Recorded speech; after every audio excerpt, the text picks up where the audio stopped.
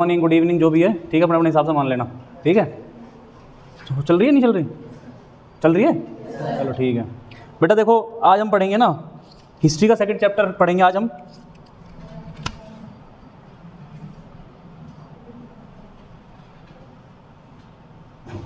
भारत में राष्ट्रवाद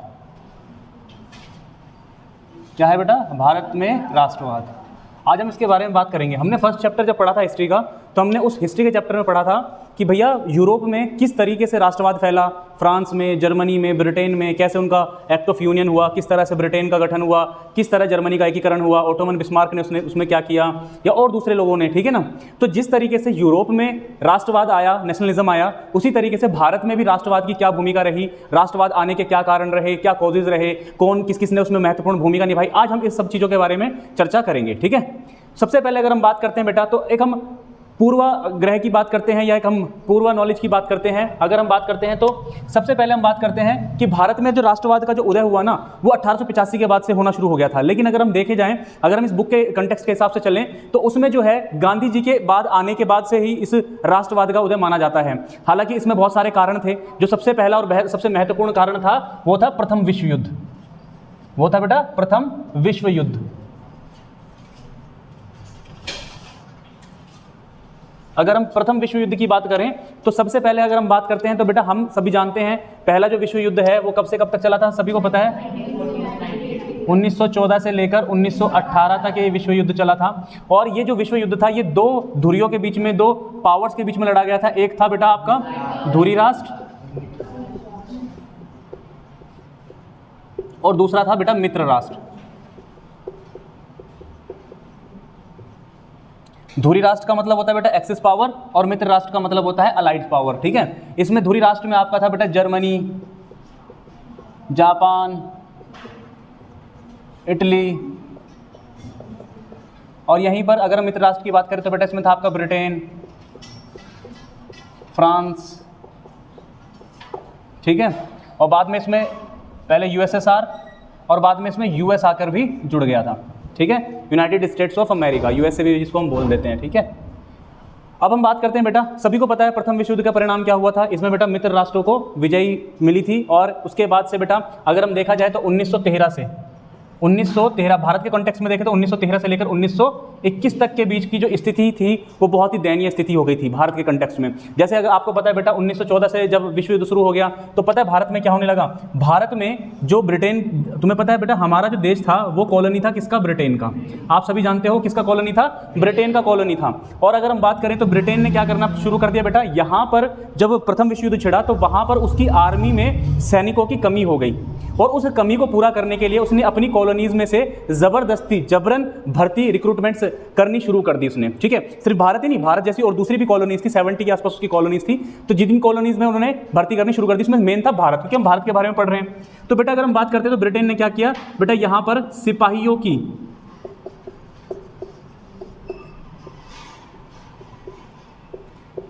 जबरन भर्ती करी गई, ठीक है।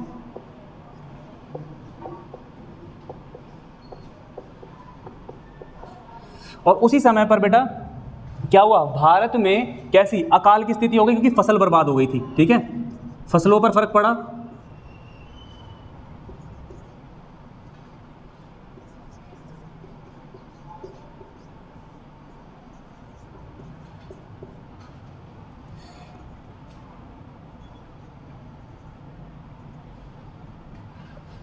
खाद्यान्न फसलों की कमी हो गई, जिसकी वजह से क्या बेटा, अकाल पड़े, यहाँ पर दुर्भिक्ष अकाल पड़े, ठीक है ना, फैमिन, ठीक है। समझ में आ रहा है आप सभी को। अब आगे अगर हम चलते हैं इसी उसमें अगर हम देखें तो बेटा अगर हम बात करते हैं, जबरन भर्ती हो गई, आपका फसलों पर नुकसान हुआ, उसके बाद क्या हुआ बेटा, जो स्थिति, महंगाई बहुत बढ़ गई, और महंगाई बढ़ने के साथ साथ और भी बहुत सारे ऐसे रीज़न थे जिसकी वजह से हमने जो है ये राष्ट्रवाद की शुरुआत हुई, ठीक है। अगर हम उसमें बात करते हैं, ये जो अकाल पड़ा ना बेटा, इस अकाल में लगभग 1.2 से लेकर 1.3 करोड़ लोग मारे गए,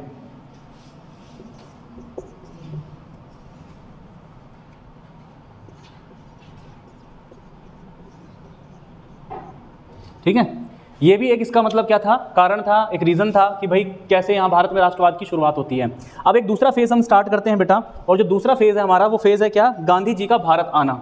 ठीक है, अगर हम बात करते हैं तो गांधी जी का भारत आना, और जब गांधी जी भारत आए तो सत्याग्रह का विचार वो साथ लेकर आए। जब गांधी जी भारत आए तो सत्याग्रह का विचार अपने साथ लेकर आए। आप सभी को पता होगा बेटा गांधी जी भारत कब आए, बताओ। हाँ, गांधी जी साउथ अफ्रीका से 1915 में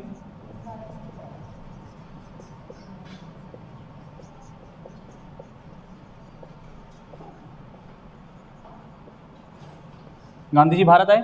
ठीक है, कहाँ से, अफ्रीका से। ठीक है, आप सबको पता है बेटा अपनी बैरिस्ट्री करने के लिए वो गए हुए थे, और उन्होंने बहुत अच्छा खासा 1915 तक आते आते उन्होंने बहुत सारे सत्याग्रह भी किए थे अफ्रीका में। नस्ल भेदी जो टिप्पणियां होती थी या नस्ल को लेकर जो भेदभाव होता था अफ्रीका में, उसके खिलाफ भी उन्होंने सत्याग्रह किया, जिसमें उनको सफलता प्राप्त हुई, और उन्हीं विचारों को लेकर भारत आए गांधी जी 1915 में। भारत में आते ही उनके एक राजनीतिक गुरु हुआ करते थे जिनका नाम था गोपाल कृष्ण गोखले।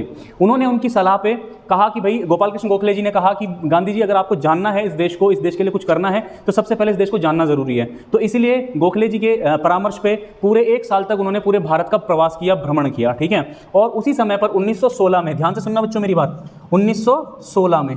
1916 में एक प्रवास पे थे वो, तो वहाँ पर राजकुमार शुक्ल नाम का एक व्यक्ति जो बिहार के चंपारण से आया था, उन्होंने आग्रह किया कि गांधी जी जिस प्रकार का सत्याग्रह आपने अफ्रीका में किया उसी प्रकार के सत्याग्रह की जरूरत है। हमारे बिहार में एक चंपारण एक जगह है जहाँ पर जबरदस्ती नील की खेती कराई जाती है ब्रिटिश गवर्नमेंट के द्वारा, और उनको उसका वाजिब दाम भी नहीं मिलता, जो उनकी मजदूरी है वो भी उनको नहीं मिलती। ठीक है, और इसी बात के लिए गांधी जी ने वहाँ पर उनके आग्रह पर गए 1916 में। कहाँ गए बेटा, चंपारण। चंपारण पहुंचे बिहार,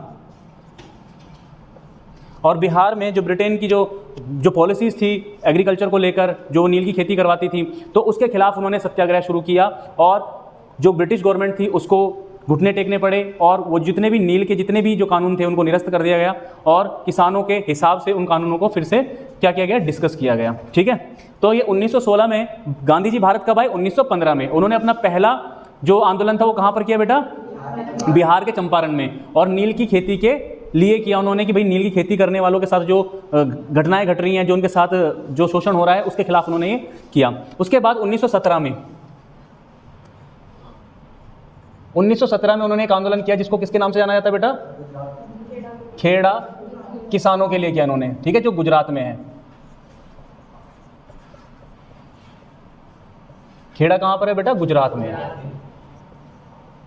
अच्छा, यहाँ पर क्या हुआ था बेटा कि ना सही फसल ना उगने के कारण या मानसून की कमी की वजह से क्या हुआ, यहाँ पर अच्छे से फसल नहीं उग पाई, और वहाँ के किसानों ने टैक्स देने से, अनाज के ऊपर टैक्स देने से मना कर दिया, जिस बात को लेकर ब्रिटेन की सरकार या अंग्रेजी सरकार और भारतीय किसानों के या खेड़ा के किसानों के बीच में क्या चल रहा था, विद्रोह चल रहा था, कहासुनी चल रही थी। तो इसी बात को सॉल्व करने के लिए 1917 में गांधी जी खेड़ा गए, और खेड़ा में जाकर उनके लिए सत्याग्रह किया, और सत्याग्रह करने के बाद उनको वहां पर भी विजय प्राप्त हुई, और उनको उन टैक्स को माफ करना पड़ा ब्रिटेन गवर्नमेंट को। उसके बाद बेटा अगर हम बात करते हैं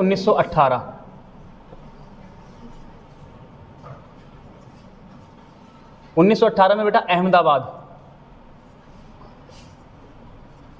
अहमदाबाद के सूती मिल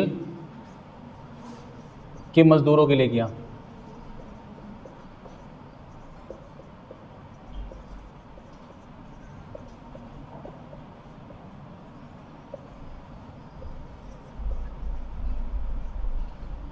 इसके अंतर्गत हुआ क्या था बेटा, जो मजदूर थे सूती वस्त्र मिल के जो मजदूर थे अहमदाबाद में, उन लोगों ने अपने जो सूती वस्त्र उद्योग के जो मालिक थे उन लोगों ने क्या किया, उनका बोनस खत्म कर दिया।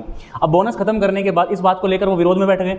उन्होंने 35% मांग की बोनस की, हालांकि मजदूर तो 50% चाहते थे। फिर गांधी जी ने जाकर वहाँ पर सेटलमेंट कराया। फिर बाद में जो मासिक वेतन था उसमें 20% की वृद्धि कर दी गई, मतलब उनकी बातें को मान लिया गया। तो गांधी जी का ये जो आंदोलन था, ये आंदोलन भी सफल रहा। ठीक है, क्योंकि उन्होंने जो मजदूर थे उनकी जो मासिक वृद्धि थी, मासिक आय थी, जो उसमें 20% की वृद्धि करा दी थी।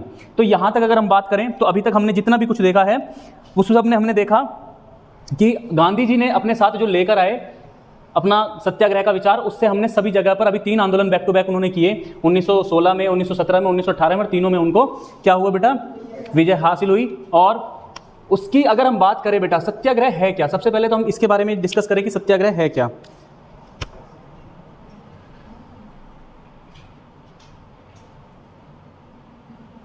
सत्याग्रह का विचार क्या है। अगर हम सत्याग्रह के विचार की बात करते हैं तो देखो बेटा, गांधी जी की एक पुस्तक थी जो उन्होंने 1909 में लिखी थी, स्वराज, उनकी एक पुस्तक थी, और उन्होंने उसमें ये भी मेंशन किया था, हालांकि उन्होंने स्वराज में ये भी लिखा था कि भाई किस तरीके से भारत में स्वराज आना चाहिए, और साथ ही साथ उन्होंने ये भी लिखा था कि भैया सत्याग्रह का जो सिद्धांत है वो किस तरह से काम करता है।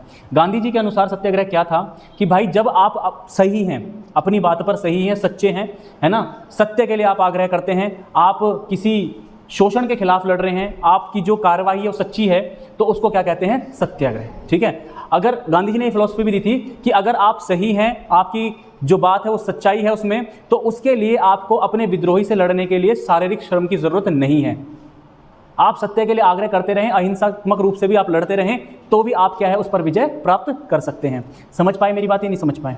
ठीक है, उसके बाद अगर हम बात करते हैं बेटा, फिर इन सब चीज़ों के बाद क्या हुआ बेटा, भारत में जो है जो राजनीतिक गतिविधियां थी, क्रांतिकारी गतिविधियां दिन पर दिन बढ़ती जा रही थी। ध्यान से सुनना, भारत में क्रांतिकारी गतिविधियां, सामाजिक गतिविधियां, इस तरह के आंदोलन वगैरह वगैरह, ऐसे बहुत सारी चीज़ें बढ़ती जा रही थी। तो इसको देखते हुए ना अंग्रेजों ने सोचा यार ऐसे दिन ब दिन बढ़ती रहेंगी तो हमारा शासन तो ज़्यादा दिन चलने वाला नहीं है। अच्छा, अंग्रेजों की एक अच्छी बात पता क्या थी उनके अंदर, वो जब भी उनको कोई चीज़ करनी होती थी ना, वो उसके लिए कानून ले आते थे, और फिर कानून के हिसाब से कहते थे देखो भाई कानून गलत, भाई आप कानून के हिसाब से गलत कर रहे हो, कानून ही गलत लेकर आते थे वो। ठीक है, लेकिन फिर भी वो क्या कहते थे, देखो हमने कानून बना रखा है यार, कानून के हिसाब से चलोगे, आप चलोगे तो। और कानून में हमारी जो गतिविधियां थी, जो हमारी एक्टिविटीज थी, वो फिट नहीं होती थी, और इसी वजह से हम लोगों के साथ फिर और ज्यादा अन्याय होता था। तो क्या किया बेटा, उन्होंने ऐसे ही एक गतिविधि, एक ऐसा एक्ट लेकर आया जिसको बोला गया बेटा रोलेट एक्ट। ये कब आया बेटा, 1919 में। कब आया बेटा, 1919 में। तुम्हें पता है रोलेट एक्ट क्यों बोला गया इसको, या कुछ दूसरा एक्ट क्यों नहीं बोला गया? बेटा, ब्रिटिश पार्लियामेंट का एक अधिकारी था जिसका नाम था सिडनी रोलेट। ध्यान से सुनना, ब्रिटिश पार्लियामेंट का एक अधिकारी था जिसका नाम था सिडनी रोलेट, और उसी के नाम पर ये एक पूरा का पूरा एक जो है समिति का गठन हुआ, और उस गठन के बाद जो एक्ट लाया गया उसको रोलेट एक्ट बोला गया, और ये बेटा लागू किया गया 19 मार्च 1919 को। यहां तक कोई दिक्कत, किसी को परेशानी? किसके नाम से बेटा, किसके नाम से था ये? सिडनी रोलेट, एक अधिकारी था जिसका नाम था सिडनी रोलेट, उसकी अध्यक्षता में ये बनाया गया, और इसी वजह से इसको रोलेट एक्ट कहा गया। अच्छा, भारतीयों के लिए तो ये काला कानून था। काला कानून क्यों, अगर हम इसकी बात करें, सर जी क्यों कह रहे हो ऐसा? काला कानून, गांधी जी ने इसको काला कानून की संज्ञा दी। काला कानून इसलिए कहा गया बेटा, उसके बहुत सारे रीजन थे। इस एक्ट के तहत बेटा आपकी जो पत्रकारिता थी उस पर सेंसरशिप लगा दी गई, ठीक है ना, फोर्सफुली, बलपूर्वक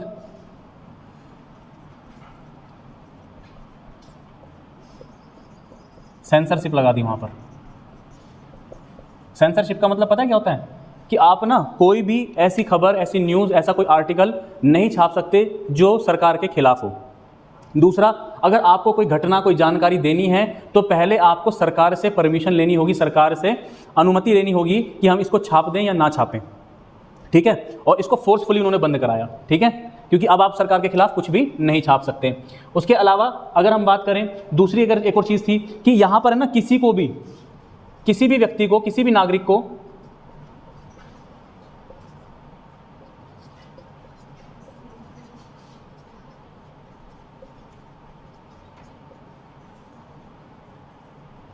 बिना किसी नागरिक को, बिना उसका अपराध बताए 2 साल तक कैद में रखा जा सकता है।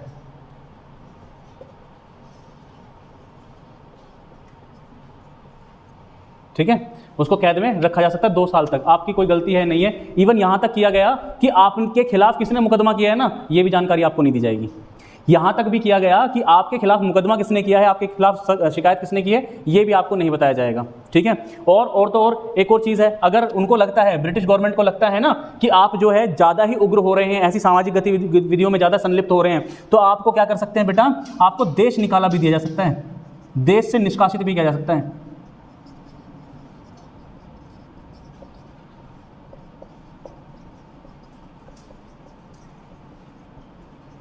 इसका मतलब क्या था, अगर आपकी एक्टिविटीज़ ज़्यादा ही रेवोल्यूशनरी हैं, ज़्यादा ही आंदोलनकारी हुए हैं आपकी विचारधारा, तो आपको क्या किया जा सकता है, इस देश से बाहर भेजा जा सकता है ब्रिटिश गवर्नमेंट के द्वारा और बाहर निकाला जा सकता है। ठीक है, एक तरह से अगर देखा जाए तो ये राजद्रोह भी है।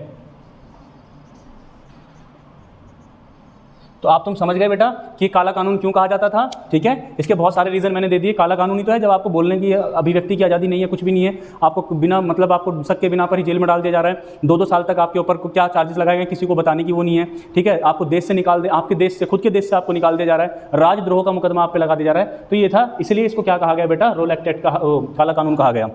यहाँ तक कोई दिक्कत। इस काले कानून के खिलाफ बेटा ध्यान से सुनना, इस काले कानून के खिलाफ 6 अप्रैल को गांधी जी ने हड़ताल का आह्वान किया।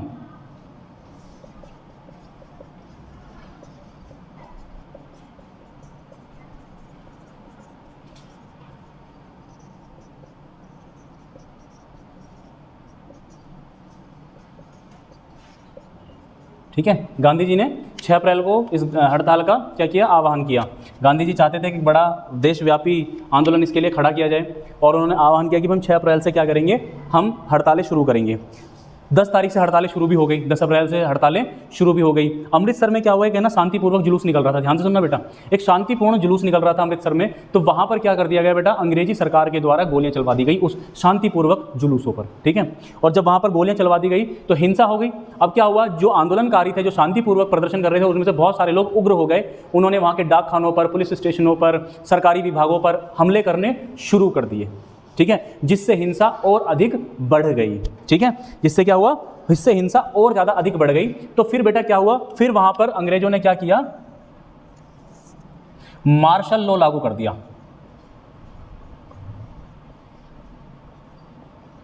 लागू कर दिया और क्या किया बेटा, वहां पर जब मार्शल लॉ लागू कर दिया गया और पूरी इस सैनिक अभियान की जो कमान थी किसके हाथ में दे दी, जनरल डायर। जनरल डायर को कमान सौंप दी कि भाई इस पूरे के पूरे आंदोलन को कैसे समाप्त करना है, आपके हाथ में है। जनरल डायर बहुत ही क्रूर, बहुत ही ज़्यादा क्रूर जनरल था, सेना का अधिकारी था बहुत बड़ा। ठीक है, अब हुआ क्या बेटा, इसी जनरल डायर ने, अगर आपको याद हो, कभी आपने सुना होगा जलियांवाला बाग हत्याकांड सुना है। 13 अप्रैल 1919 में जलियांवाला बाग हत्याकांड इसी के उसमें हुआ।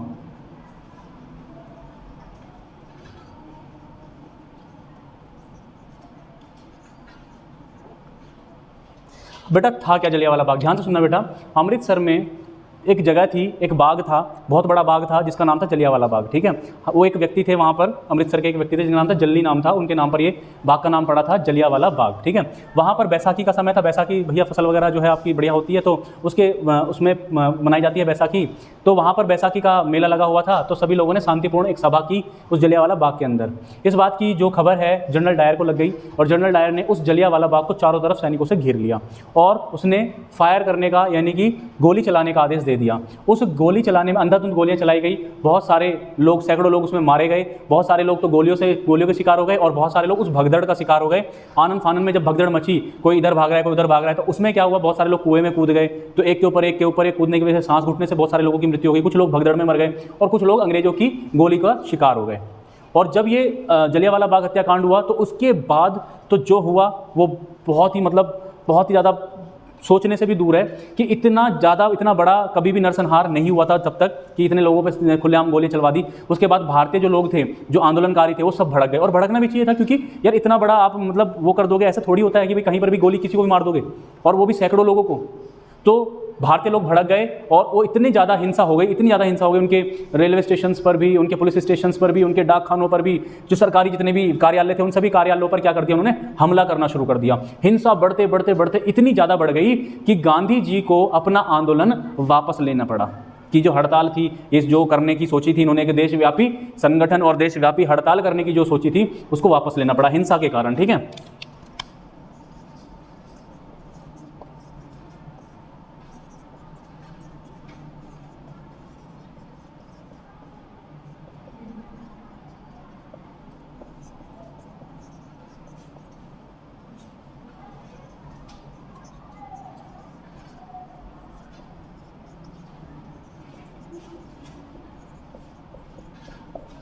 बताओ बेटा यहाँ तक समझ में आया कि नहीं आया आप लोगों को। ठीक है, आया समझ में?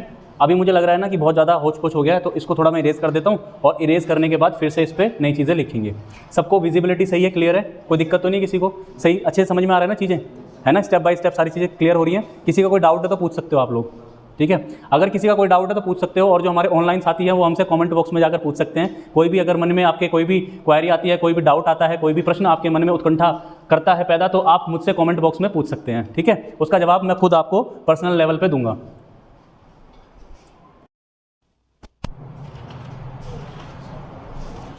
तो देखो बेटा, हमने बता दिया था कि गांधी जी ने क्या किया।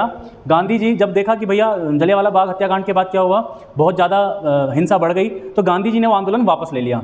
फिर गांधी जी ने रियलाइज़ किया कि अगर एक देशव्यापी एक बहुत बड़ा जो आंदोलन खड़ा करना है तो उसके लिए हमें क्या करना पड़ेगा। उन्होंने रियलाइज़ किया कि हिंदू और मुसलमानों को एक साथ मिलाकर करना पड़ेगा, क्योंकि अभी क्या हो गया था ना बेटा, 1857 की जब क्रांति हुई थी ना, हिंदू और मुसलमानों ने मिलकर उस संग्राम को अंजाम दिया था। तो जब इसके बाद क्या हुआ, तो जो गोरे लोग थे, अंग्रेज जो थे, वो समझ गए थे कि भाई अगर हिंदू और मुसलमान मिलकर रहेंगे तो क्या करेंगे भैया, ये फिर से एक ऐसा बड़ा आंदोलन खड़ा कर सकते हैं। इसलिए उन्होंने डिवाइड एंड रूल यानी कि फूट डालो और राज करो की नीति को अपनाया था। तो गांधी जी ने रियलाइज़ किया कि भाई हमें क्या करना है, अगर हमें देशव्यापी कोई आंदोलन खड़ा करना है, पूरे देश के स्तर पर कोई बड़ा आंदोलन खड़ा करना है, तो वो हिंदू मुसलमान की एकता के साथ ही खड़ा हो सकता है। अगर हिंदू और मुसलमान मिलकर कोई आंदोलन खड़ा करेंगे तो ही उस लेवल का आंदोलन खड़ा हो सकता है जिस लेवल का गांधी जी सोच रहे थे। तो इसलिए ये बात गांधी जी ने क्या रखी, जो कांग्रेस थी, कांग्रेस के सामने रखी, भारतीय राष्ट्रीय कांग्रेस थी। अच्छा, गांधी जी की इस बात को इसलिए भी बल मिल गया, अगर हम बात करें कि भैया फर्स्ट वर्ल्ड वॉर हुआ था, उस समय पर क्या हो रहा था, फर्स्ट वर्ल्ड वॉर खत्म ही हुआ था 1918 में, और 1920 के आसपास की ये बात है। तो गांधी जी ने जब असहयोग आंदोलन की बात रखी, असहयोग शुरू करने की बात रखी, तो यही बात आई कि भाई फर्स्ट वर्ल्ड वॉर जब खत्म हुआ था ना, तो जो ओटोमन साम्राज्य था तुर्की का, तो वहाँ पर क्या होता है बेटा, ओटोमन साम्राज्य में क्या होता था कि जो खलीफा होता था ना, वहाँ का नेता होता था, ठीक है? और क्या हुआ, जब फर्स्ट वर्ल्ड वॉर था, फर्स्ट वर्ल्ड वॉर में ब्रिटेन ने तुर्की को हरा दिया, और अब ये अंदाजा लगाया जा रहा था कि भैया उनके खलीफा को उनके पद से हटा दिया जाएगा और उन पर बहुत कड़ी शर्तों को थोप दिया जाएगा, जिससे कि भैया उनकी धार्मिक और जो भावनाएं थी वो आहत हो रही थी। अब क्योंकि देखो बेटा, जो खलीफा थे, खलीफा को पूरे विश्व में ही सम्मान की नज़र से देखा जाता है मुस्लिम समाज में, ठीक है?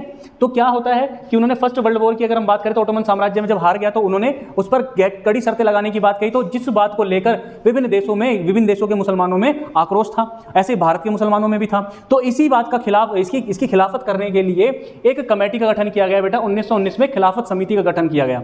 और ये जो गठन किया ना बेटा, ये अली बंधुओं ने किया। अली बंधु कौन थे? मोहम्मद अली और शौकत अली, दो भाई थे। इन भाइयों ने खिलाफत समिति का गठन किया, और इस समिति का उद्देश्य था कि भाई जो खलीफा है उसको उसके पद से ना हटाया जाए और उन पर कड़ी शर्तें लागू ना की जाए, जिससे कि उनकी धार्मिक भावनाएं आहत ना हो। ठीक है, यहाँ तक समझ में आ रहा है कि नहीं आ रहा है? अब आगे अगर हम बात करते हैं तो गांधी जी को एक मौका मिल गया कि यार क्यों ना हम हिंदू और मुसलमानों को मिलाकर ये खिलाफत में भैया अंग्रेजों का विरोध करेंगे और हम लोग असहयोग के द्वारा करेंगे, तो दोनों मिलाकर एक मर्ज कर एक बड़ा आंदोलन खड़ा करते हैं। तो बेटा 4 सितंबर 1920 को, ध्यान से सुनना बेटा, 4 सितंबर 1920 को कांग्रेस का एक अधिवेशन हुआ जो कलकत्ता में हुआ। उसमें ये बात रखी गई कि भैया हिंदू और मुसलमान मिलकर क्या करेंगे, नॉन कोऑपरेशन में खिलाफत का मिलाकर एक कंबाइंड वो करेंगे, वो चलाएंगे कैंपेन, और उसमें क्या करेंगे, हम अंग्रेजों के खिलाफ एक आंदोलन खड़ा करेंगे। तो मैं एक छोटी सी जानकारी दे देना चाहता हूँ, असहयोग आंदोलन इससे पहले स्टार्ट हो चुका था औपचारिक रूप से। अगर ऑफिशियली अगर हम देखें तो 1 अगस्त 1920 को स्टार्ट हो चुका था, लेकिन क्या हुआ कि उसको वो फ्लो नहीं मिल पा रहा था। लेकिन जब ये 4 सितंबर के बाद से इसको और ज़्यादा लोगों में फैलने लगा और ज़्यादा लोगों ने इसको मानना शुरू किया। आगे हम बात करते हैं बेटा असहयोग ही क्यों। अगर गांधी जी ने बात की तो असहयोग आंदोलन की ही क्यों बात की, किसी और दूसरी विचारधारा की बात क्यों नहीं की, किसी और आइडियोलॉजी की बात क्यों नहीं की। असहयोग इसलिए बेटा 1919 में एक पुस्तक लिखी गई थी गांधी जी द्वारा जिसका नाम था हिंद स्वराज, ठीक है? उस पुस्तक का नाम था हिंद स्वराज, और हिंद स्वराज में लिखा गया था कि भैया भारत में, ध्यान से सुनना बेटा, भारत में अंग्रेजों का शासन सिर्फ और सिर्फ इसलिए है क्योंकि भारतीय लोग अंग्रेजों की मदद कर रहे हैं उनको शासन चलाने में, और अगर हम उनकी मदद करनी बंद कर दें, यानी कि हम उनका सहयोग ना करें, तो भारत में अंग्रेजों का शासन ज़्यादा दिन नहीं चल पाएगा। 1 साल के अंदर अंदर, गांधी जी की फिलॉसफी थी ये कि 1 साल के अंदर अंदर अगर हम नॉन कोऑपरेशन करें, अगर हम असहयोग करें, सहयोग ना दें अंग्रेजों को, तो 1 साल के अंदर अंदर स्वराज की प्राप्ति की जा सकती है। और इसी बात के लिए उन्होंने आह्वान किया, और उनके आह्वान पे लाखों करोड़ों लोग उनके पीछे भी थे। आह्वान क्या गया, जो भी सरकारी पदवियां दी जाती थी, राय बहादुर की, है ना, और बहुत दूसरी जो पदवियां दी जाती थी अंग्रेजों के द्वारा, तो उन सारी पदवियों को वापस लौटा दिया गया। अगर हम बात करें सेना में, पुलिस में, अदालतों में, विधायी परिषदों के जो चुनाव होते थे उन चुनावों का, जो कॉन्वेंट स्कूल होते थे उन स्कूलों का, और विदेशी वस्तुओं का बहिष्कार करने की मांग यहाँ पर की गई। और उनके आह्वान पर लाखों करोड़ों लोग ये बात मानने भी लगे। लोगों ने स्कूल, जो कॉन्वेंट स्कूल थे उनमें जाना छोड़ दिया, लोगों ने पढ़ाना छोड़ दिया, अदालतों में जाना छोड़ दिया, मुकदमे लड़ने छोड़ दिए भारतीय लोगों ने, सेना में से बहुत सारे लोग रिजाइन देकर आ गए, इस तरह के बहुत सारे काम, पदवियां लौटा दी, ठीक है ना। तो इस तरह के बहुत सारे काम किसके उस पर हुए, गांधी जी के आह्वान पर हुए, ठीक है, कोई दिक्कत, क्योंकि ये असहयोग की एक फिलॉसफी थी, ठीक है, ये एक आइडियोलॉजी थी किसकी, नॉन कोऑपरेशन की। यहां तक समझ में आया कि नहीं आया, कोई दिक्कत। आंदोलन के भीतर अलग अलग धाराएं चल रही थी बेटा। अगर देखो बेटा, मैं अभी तुम्हें मैंने बताया था कि 1 अगस्त 1920 में औपचारिक रूप से शुरू हो चुका था क्या बेटा, नॉन कोऑपरेशन, ठीक है।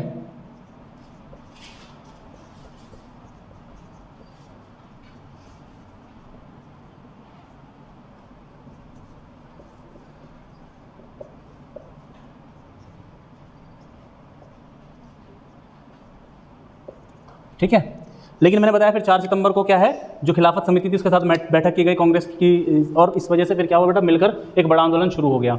बेटा जब 1920 की बात करते हैं 1 अगस्त में, तो यहाँ पर जब शुरू हुई थी तो बेटा लगभग 396 हड़तालें हुई और लगभग 6 लाख लोगों ने इसमें पार्टिसिपेट किया इन हड़तालों में। और तो और बताता हूँ, ब्रिटिश गवर्नमेंट को लगभग 70 लाख रुपए का, उस समय की बात है बेटा, ये 1920 की बात है, लगभग आज से अगर हम बात करें 100 साल पहली बात है लगभग, ठीक है, 70 लाख रुपए का नुकसान हुआ।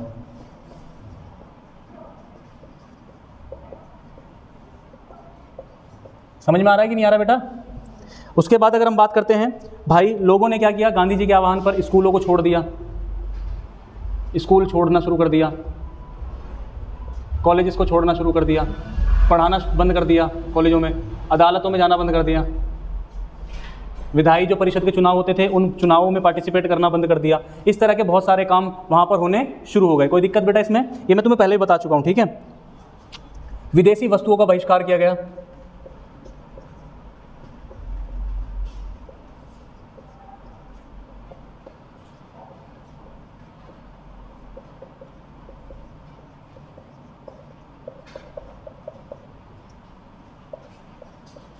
और बेटा विदेशी जो कपड़ा था ना, विदेशी कपड़े की अगर डिमांड की बात करें हम बेटा, 1920 से पहले 102 करोड़ का विदेशी कपड़ा खरीदते थे हम भारतीय, 102 करोड़ का विदेशी कपड़े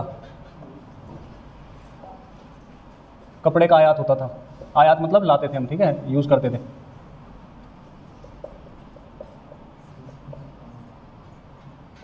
जो घटकर कितना हो गया था बेटा, घटकर हो गया 57, यानी कि 57 करोड़ रह गया। तो देख रहे हो कितना फर्क पड़ गया गांधी जी की उस अपील का, उस नॉन कोऑपरेशन का, ठीक है। आगे चलते हैं हम लोग।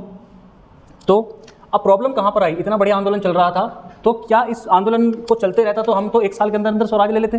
प्रॉब्लम पता है कहाँ पर हुई, हमने विकल्प के बारे में नहीं सोचा, हमने ऑप्शंस के बारे में नहीं सोचा। गांधी जी ने जो है हमें एक राह दिखाई कि हमें अदालतों को छोड़ देना चाहिए, हमें विधायी परिषद के जो चुनाव है उनको हमें उसमें पार्टिसिपेट नहीं करना चाहिए, स्कूल कॉलेज, विदेशी कपड़ा, इन सब चीज़ों को हमें बहिष्कार कर देना चाहिए। लेकिन उसकी जगह हम करेंगे क्या, हम अगर विदेशी कपड़े का इस्तेमाल नहीं करेंगे, हालांकि वैसे जब विदेशी कपड़े का हमने इस्तेमाल बंद कर दिया तो जो हमारी स्वदेशी जो हैंडीक्राफ्ट की जो इंडस्ट्रीज थी वो बहुत ज़्यादा बढ़ गई, बहुत उनमें काम होने लगा, बहुत सारा मुनाफा कमाने लगे वो लोग। लेकिन भारत में जो कपड़ा बनता था वो थोड़ा कॉस्टली होता था, थोड़ा सा एक्सपेंसिव होता था, थोड़ा महंगा होता था, क्योंकि वो हाथों से बनाया जा रहा है, ज़्यादा रॉ मटेरियल जो है उसको बहुत ही अपने हाथों से बनाकर तैयार कर रहे हैं। क्वालिटी अच्छी थी लेकिन लोग चाहते थे सस्ता। जैसे आज भी तुम देखोगे ना तो चाइनीज़ फ़ोन का बहुत ज़्यादा प्रचलन है, क्यों, क्योंकि वो सस्ते पैसों में, कम पैसों में क्या अच्छे फीचर्स मिल जाते हैं। खैर, तो अभी क्या हुआ बेटा, 57 करोड़ रह गया, लेकिन उसके बाद क्या ऑप्शंस नहीं थे। अगर आप अदालत छोड़ दोगे तो जो वकील है वो क्या करेंगे, उनके पास ये विकल्प नहीं है।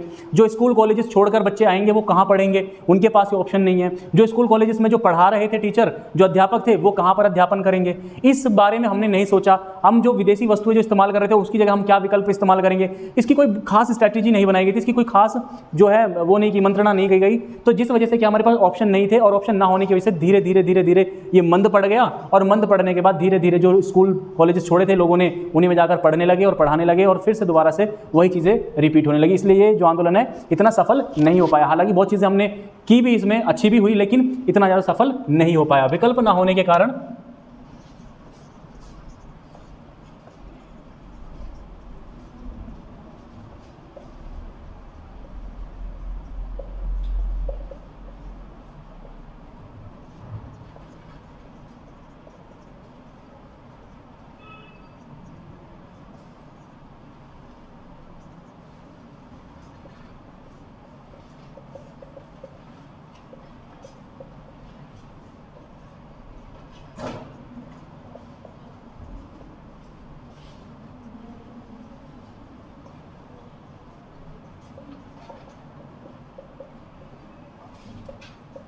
जैसे सोची गई थी। ठीक है, तो आज हम यहीं तक रखेंगे, आज की क्लास बस इतनी रहेगी और यहीं पर हम समाप्त करते हैं।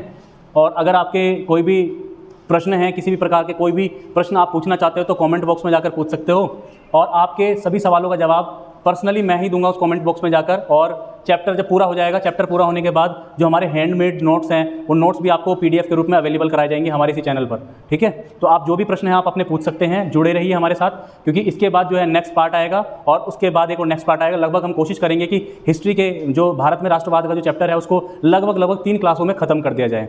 और मैं आशा करता हूँ आप लोगों को समझ में आया होगा, और अगर किसी को कोई भी डाउट है तो मैं फिर से कहूँगा आप कमेंट बॉक्स में जाकर अपने क्वेश्चन हमसे पूछ सकते हैं। थैंक यू वेरी मच, मिलते हैं फिर।